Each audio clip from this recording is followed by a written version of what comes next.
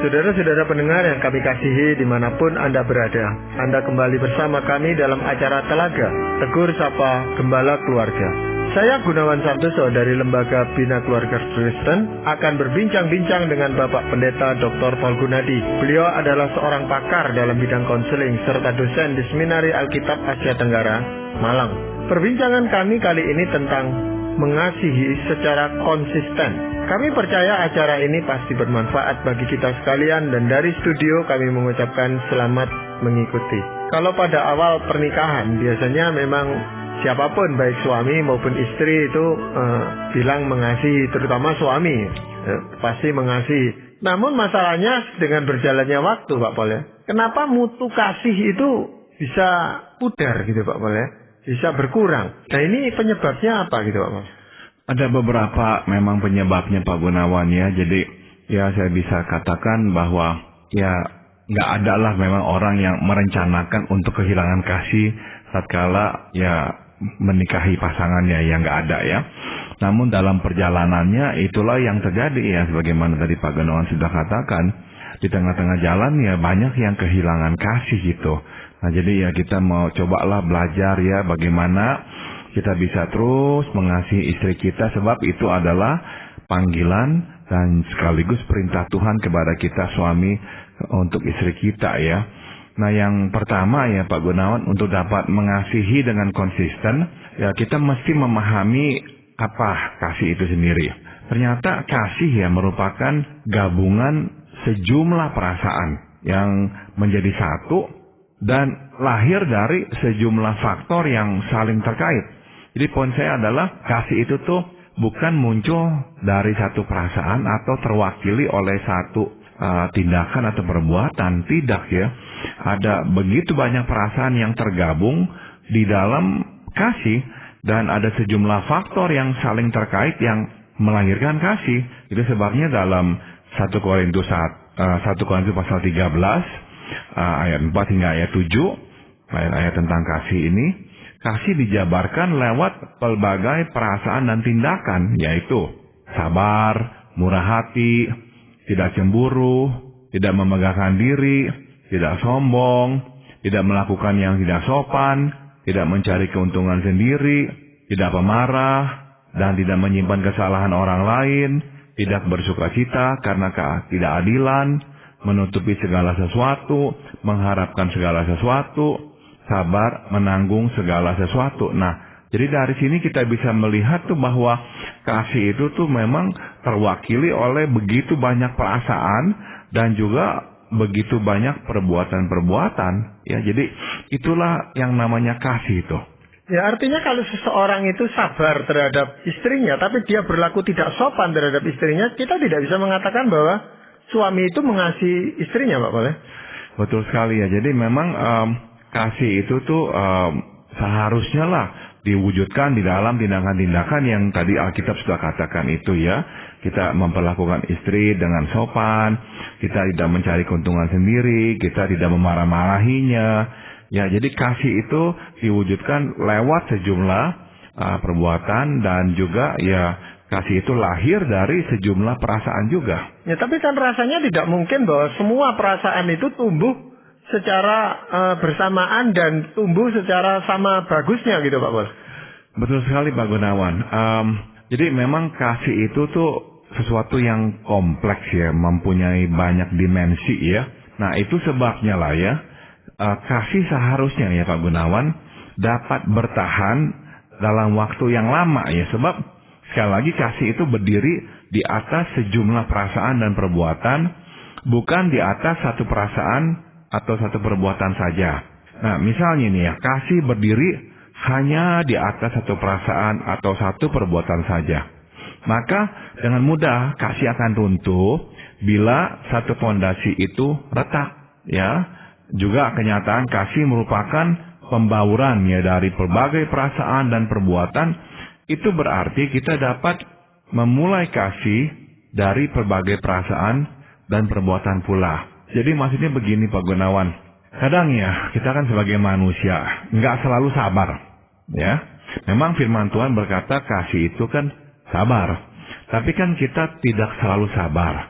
Nah, waktu kita itu tuh gagal sabar, tidak berarti itu kita tidak mengasihi pasangan kita. Jadi kita mesti memahami bahwa kasih itu tuh memang lahir dari atau gabungan dari sejumlah perasaan.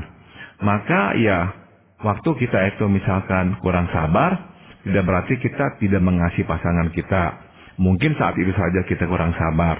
Atau waktu kita lagi kurang murah hati, nggak berarti kita juga sebetulnya tidak mengasihi istri kita atau pasangan kita. Nah, jadi ya justru karena kasih itu tuh sebetulnya gabungan dari berbagai perasaan dan perbuatan, maka sebetulnya kasih itu seolah-olah mempunyai banyak kaki, Pak Gunawan.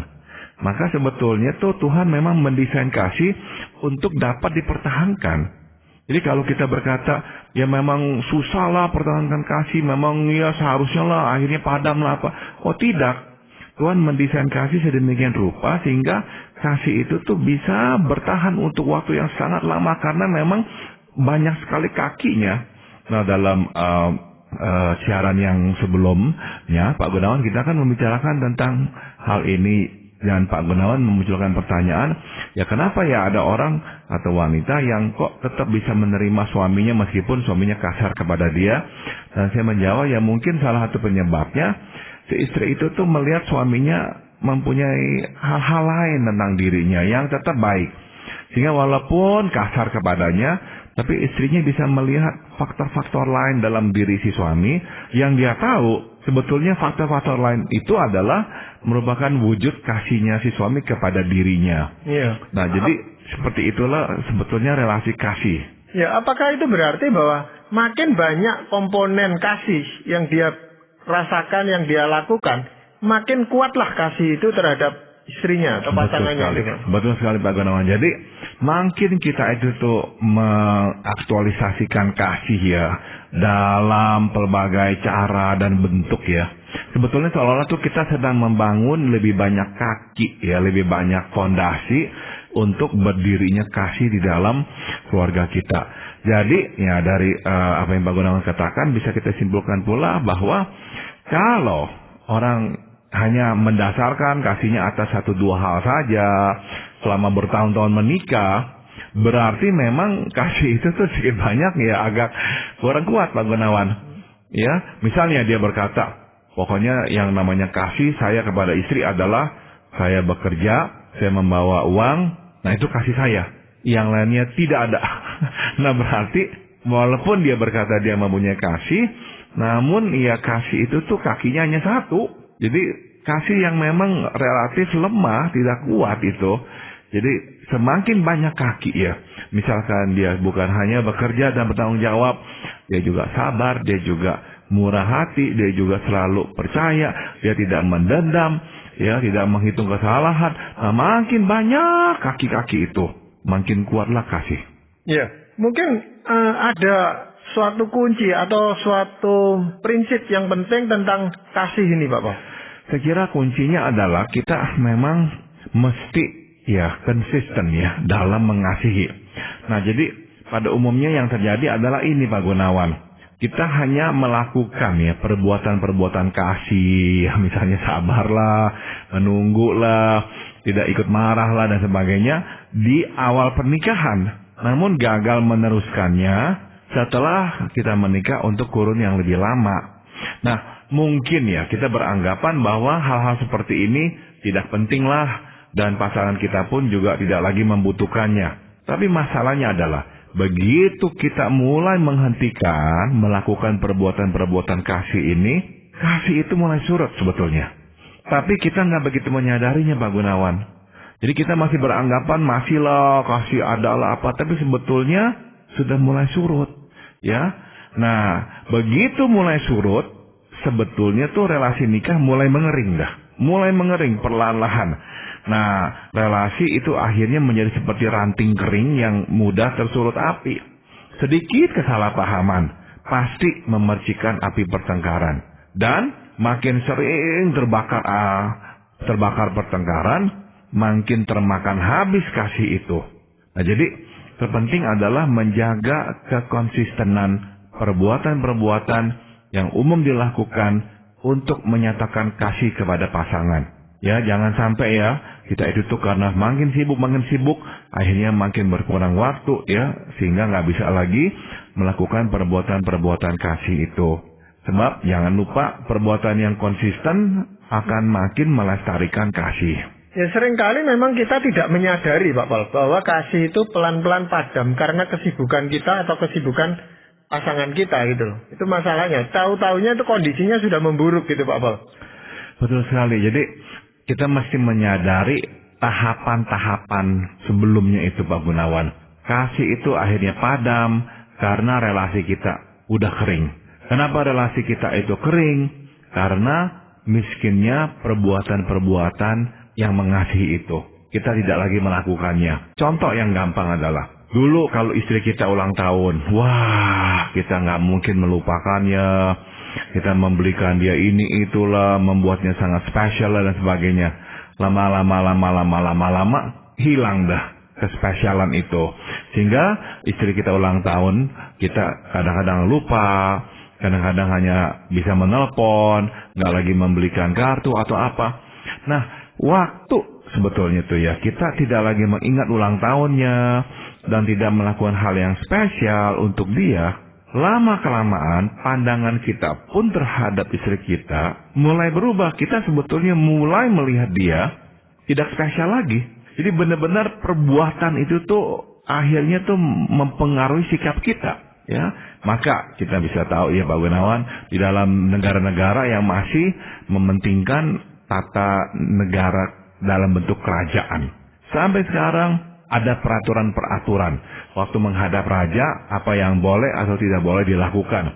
Misalnya, seperti yang pernah saya baca, kita tuh misalkan ketemu dengan raja atau ratu Inggris, kita tuh tidak boleh sembarangan menyentuhnya. Kita hanya boleh menyambut dia kalau dia mengeluarkan tangan, membersalaman dengan kita. Tapi kita tidak menyentuhnya dengan sengaja. Karena apa? Tidak boleh. Jadi ada tata krama yang memang sengaja dipertahankan agar respek dan penilaian kita yang tinggi itu kepada si raja atau si ratu tetap dilestarikan. Nah, sama juga dengan istri kita. Begitu kita anggap nggak perlulah ini, nggak usahlah ini, ya udahlah dia udah ngerti lah, udahlah nggak perlulah apalah.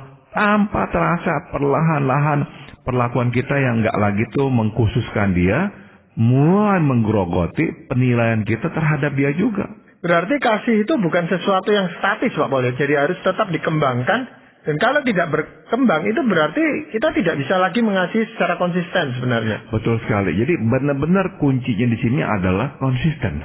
Kalau dulu kita memang biasa berjalan-jalan sama istri kita, pagi-pagi atau apa, biasakan tetap peliharalah. Misalkan kita biasa seminggu sekali atau 2 minggu sekali berjalan ke mall atau ke pasar atau menonton film, pertahankanlah. Jadi perbuatan-perbuatan yang konsisten itu nantinya tetap akan memelihara kasih itu. Kalau kita mau melihat dua orang tua yang tetap harmonis dan saling mengasihi, nah kita akan melihat mereka menjadi dua orang yang terus melakukan hal-hal yang rutin yang mereka biasa lakukan. Mereka misalnya biasa jalan kaki bersama, mereka terus jalan kaki bersama sampai usia tua. Jadi ada hal-hal yang terus dipertahankan sampai usia tua. Ya, tapi ada pula beberapa hal yang tidak bisa dipertahankan, Pak Pol, karena faktor usia atau karena faktor ekonomi dan sebagainya, banyak faktor sehingga yang dulu pernah dilakukan sekarang tidak lagi. Tapi itu kan bisa dikompensasi dengan perbuatan lain yang tetap menumbuhkan kasih itu. Betul sekali Pak Gunawan. Jadi ada hal-hal yang sudahlah tidak bisa dilakukan lagi karena keterbatasan fisik atau ekonomi. Ya sudah, tidak apa-apa. Tapi ya kita coba lakukan hal yang lain supaya kita bisa meneruskan ya perbuatan-perbuatan yang konsisten itu. Ya, faktor lain yang membuat kasih itu bisa konsisten apa Pak? Mengasihi istri ya Pak Gunawan sebetulnya berarti menikmati istri. Jadi nggak bisa dipisahkan ya menikmati dan mengasihi istri. Dan kita dapat menikmati istri lewat berbagai cara ya. Misalnya kita dapat mengajak istri pergi bersama, berjalan pagi bersama, bercengkerama bersama, bernyanyi bersama, bermain bersama, dan merayakan cinta bersama. Nah, singkat kata, mengasihi ya tidak dapat terlepas dari unsur menikmati. Jika kita tidak menikmati istri, mustahil kita masih mengasihi istri. Jadi peliharalah upaya untuk menikmati satu sama lain. Lakukanlah hal-hal yang membawa kenikmatan bersama. Dan juga berilah diri untuk dinikmati. Nah, inilah saya kira salah satu kunci memelihara kasih dalam pernikahan. Ya, tetapi pernyataan Pak Paul itu membuktikan bahwa kenikmatan itu harus dari dua belah pihak, Pak Paul. Jadi kalau kenikmatan itu hanya dirasakan oleh satu pihak, itu pun tidak akan menumbuhkan kasih atau membuat kasih itu konsisten, Pak. Betul sekali. Jadi memang mesti ada kesediaan untuk memberikan diri dinikmati juga oleh pasangan kita. Misalnya suami yang ingin dia masih bisalah pergi-pergi dengan istrinya, jalan-jalan berdua gitu. Tapi ada istri misalkan yang sudah mulai menua berkata, enggak perlu lagi. Ngapain sih jalan-jalan kayak begitu, nggak usah kok. Nah, akhirnya ya sudah tentu si suami itu tuh rasanya tuh ya seperti api disiram air, jadinya padam semuanya, sehingga tidak bisa lagi melakukannya. Nah, jadi dalam hal ini ya si istri sendiri tuh tidak memberikan dirinya untuk dinikmati oleh suaminya, berjalan bersama atau berjalan bersama. Jadi ya sekali lagi dua-dua memang mesti bekerja sama. Ya, tapi dalam hal ini Bapak, kadang-kadang salah satu pihak itu harus mengorbankan dirinya untuk tidak menikmati apa yang mereka lakukan demi menjaga kasih itu tetap konsisten, Bapak. Betul sekali. Jadi sudah tentu tidak bisa tuh pokoknya apa yang kita mau kita harus peroleh. Nah, dalam pernikahan selalu ada waktu untuk segalanya. Ya, ada waktu untuk mendapatkan, ada waktu untuk justru melepaskan. Ya, ada faktor yang lain, Pak. Mengasihi istri, nah ini sama dengan mengutamakannya. Nggak bisa enggak ya. Mustahil lah kita bisa mengasihi istri bila kita tertarik atau malah membina kedekatan dengan wanita lain. Ya nggak mungkin. Sudah tentu ya, saya tahu ya, wajar untuk kita mempunyai teman, baik teman pria maupun teman wanita. Namun khusus teman wanita, Pak Gunawan, nah saya harus katakan, kita tidak bisa menjalin pertemanan akrab dengan teman wanita. Nggak bisa ya. Pertemanan akrab dengan teman wanita berpotensi menyedot perhatian yang seyogianya diberikan kepada istri sendiri. Jadi ya susah sekali lah menjaga itu tuh, keseimbangan itu. Juga pertemanan akrab acap kali membuka pintu berseminya perasaan suka dan tertarik kepada sang sahabat. Ya, karena Tuhan mendesain pria dan wanita itu tuh sebagai dua makhluk yang mempunyai daya tarik kepada satu sama lain. Nah, itu sebabnya kita mesti mengambil keputusan jelas dan tegas. Apabila kita ingin membangun pernikahan yang kuat, kita harus mengutamakan istri dan benar-benar menghilangkan kesempatan untuk mengembangkan perasaan terhadap wanita lain. Ya, ini di tengah-tengah dunia yang begini maju dengan teknologi yang begitu canggih, Pak Bal. Ini menjadi suatu tantangan yang berat bagi suami sebenarnya. Karena kita dalam pertemanan tidak perlu harus bertatap muka, Pak Bal. Ada banyak sarana yang memungkinkan kita melakukan pertemanan secara intim tanpa harus bertatap muka. Dan ini tetap menggerogoti kasih itu sendiri, Pak Bal. Kita memang harus belajar untuk ini ya, Pak Gunawan, tegas ya. Mengutamakan pasangan kita, pernikahan kita. Kadang-kadang gini Pak Gunawan, ada orang yang mengeluh, aduh saya kok nggak bisa menikmati ya cinta dalam relasi dengan istri saya, kok nggak bisa tuh ya benar-benar merasakan kasih. Tapi masalahnya adalah dia sendiri nggak mengutamakan si istri, dia sendiri galang gulung dengan teman-teman perempuan yang lain. Nah, bagaimana mungkin cinta dengan istrinya bisa bersemi dan bisa akhirnya berakar kuat kalau terus-menerus dia itu tuh tertarik kanan kiri dengan orang lain? Ya tidak bisa. Jadi kalau kita memang mau membangun pernikahan yang kuat, cinta itu juga tetap bersemi sampai hari tua, kita harus memprioritaskan hubungan ini. Dan caranya adalah dengan tidak memberikan izin kepada diri untuk tertarik kepada orang lain.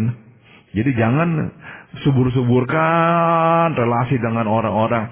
Dan salah satu hal yang memang dilakukan oleh begitu banyak orang dewasa ini adalah ya yang istilah zaman sekarangnya bebean, itu BlackBerry. Bisa email, langsung chatting apa. Udah seperti udah kerasukan setan BlackBerry sekarang ini. Orang malam-malam juga taruh BlackBerry di sampingnya, langsung cetak. Sebab ya sama teman-teman, dan kalau hanya dengan teman sejenis ya tidak apa-apa, tapi seringnya adalah dengan teman-teman lama, teman-teman lawan jenis lah. Belum lagi lewat Facebook bisa ketemu lagi teman-teman yang dulu pernah kita naksirin. Akhirnya kacau semuanya. Nah, bagaimana bisa berkata, oh kenapa kok saya nggak bisa mempunyai pernikahan yang kuat? Ya memang kesalahan kita nggak mengutamakan pasangan kita. Ya berarti menjaga konsistenan kasih ini dibutuhkan waktu dan usaha yang sungguh-sungguh dari semua pihak itu Pak. Betul sekali, kalau kita memang sungguh-sungguh berkomitmen mau menyuburkan relasi nikah kita harus bayar harga. Udah, jangan subur-suburkan relasi dengan orang lain. Silakan berteman, tapi ada batas. Nggak usah sambung-sambung lewat BlackBerry atau chatting-chattingan. Ya nggak usah.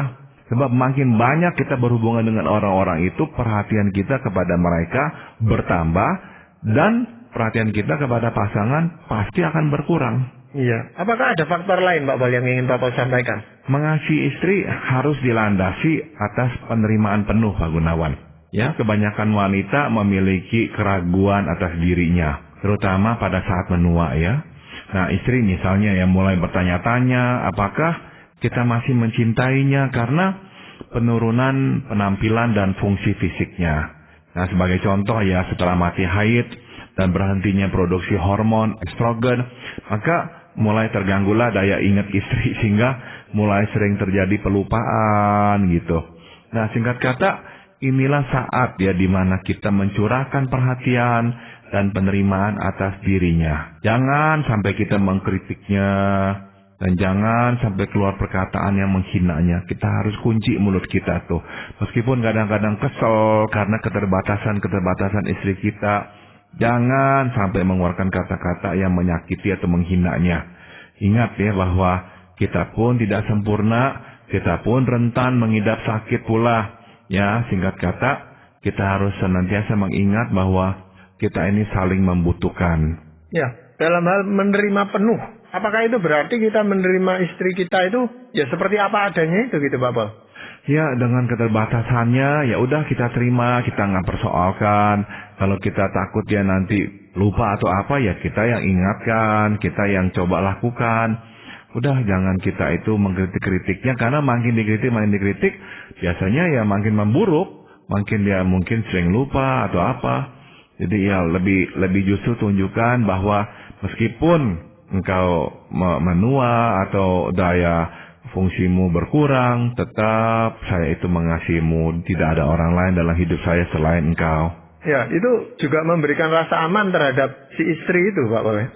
Betul, jadi akhirnya dia tahu bahwa memang dia diterima penuh oleh si suami, dan itu akan memberikan ketenangan dalam jiwanya. Mungkin masih ada faktor yang lain yang Pak Pawe ingin sampaikan?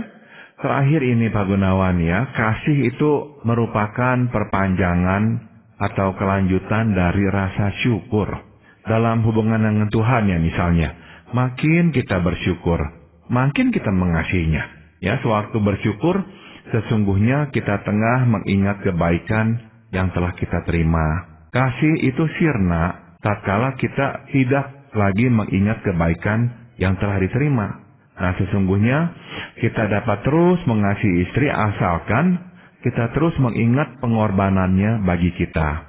Begitu banyak kebaikan yang sudah kita terima dari istri ya, makin kita mengingatnya, makin hati dipenuhi rasa syukur atas keberadaannya, dan rasa syukur ini akhirnya akan melahirkan rasa kasih juga kepada istri kita. Ya, yang penting di sini adalah menemukan alasan untuk kita bersyukur atas kondisi istri kita itu, Pak Paul. Betul. Kita mesti ya jeli ya, dan juga ya rendah hati lah melihat, iya kalau bukan istri saya, siapa yang melakukan ini? Siapa yang mengurus anak-anak? Siapa yang membantu saya seperti ini?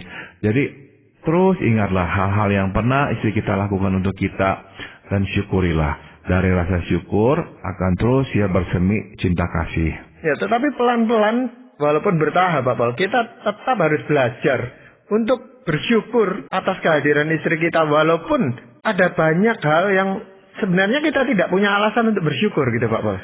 Betul, jadi kadang-kadang hidup itu kan ya tidak selalu di atas Pak Gunawan. Kadang-kadang hidup itu anjlok di bawah, Dan waktu kita anjlok di bawah, ya kita nggak bisa lagi melihat apa tuh yang menjadi keuntungan kita lah menikah dengan istri kita. Sebab kita sekarang kok lebih seringnya harus memberi. Tapi sekali lagi, kita masih bisa bersyukur ya bahwa Tuhan memberi seorang pendamping kepada kita. Tuhan telah mempercayakan dia kepada kita. Dan dia juga, meskipun terbatas atau apa, telah mendampingi, mendukung kita, telah memberi hidupnya untuk kita dalam keterbatasannya. Dan untuk itu kita juga bersyukur. Ya, sebenarnya dengan kita melatih diri kita untuk bisa mengasihi pihak lain secara konsisten, ini menolong kita untuk mengasihi Tuhan dengan lebih konsisten lagi, Pak Bos. Tepat sekali ya. Kalau kita belajar berdisiplin ya, mengasihi pasangan kita dengan konsisten, nah ini juga akan menolong betul sekali. Kita mengasihi Tuhan dengan konsisten pula. Jadi rasa syukur terus kita pupuk kepada Tuhan pula. Tidak menjadi seperti orang yang pokoknya kalau ada untung dari Tuhan baru bersyukur. Apakah ada ayat firman Tuhan yang ingin Pak Paul sampaikan sehubungan dengan ini, Pak Paul? Mazmur 115 ayat 1 ia berkata, bukan kepada kami ya Tuhan, bukan kepada kami, tetapi kepada nama-Mu lah beri kemuliaan, oleh karena kasih-Mu, oleh karena setia-Mu. Ya, si pemazmur merasa tidak layak menerima kemuliaan atau perhatian apapun. Itu sebabnya ia berseru supaya Tuhanlah yang menerima kemuliaan oleh karena kasih dan setianya. Tuhan telah memberi kepada kita istri yang berkorban dalam kasih dan berlaku setia serta bertanggung jawab mengurus keluarga kita. Nah, kita harus memberi penghargaan kepadanya, dan penghargaan teragung yang dapat kita berikan kepada istri kita adalah kasih. Memang kita perlu berusaha dengan keras bagaimana menjaga kekonsistenan dari kasih kita kepada pasangan. Tetapi saya juga yakin bahwa tanpa pertolongan Tuhan, usaha ini akan sia-sia saja, itu Pak Paul. Betul, Pak Gunawan. Ya, terima kasih Pak Paul untuk perbincangan ini. Dan para pendengar sekalian, kami mengucapkan banyak terima kasih. Anda telah mengikuti perbincangan kami dengan Bapak Pendeta Dr. Paul Gunadi dalam acara